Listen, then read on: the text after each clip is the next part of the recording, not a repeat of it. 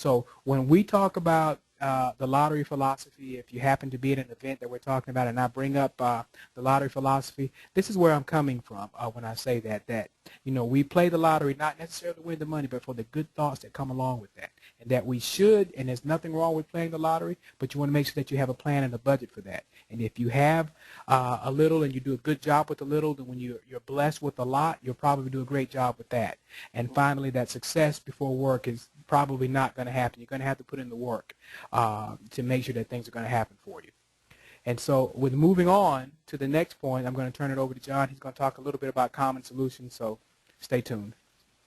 Yeah, Shane, I think it's interesting to talk about that lottery philosophy because people who are in financial straits or financial difficulties, sometimes they look at that lottery as a potential bailout of, well, if I could just win the lottery, then everything is going to be okay. But we've seen so many stories over the years about people who won the lottery and are in a worse financial shape years later because they've lost all that money and they've also lost, friends and family members.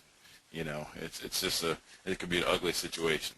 But talking about some common solutions to common problems that people have, dealing with your creditors. One of the challenges that a lot of us have when we get a little bit behind on our bills or we have to deal with the collection calls or the credit companies that are calling us is we don't really know how to deal with them. And the first thing, our instinct, I guess it seems, is to either ignore the calls or try to shrink away from the calls as they come in.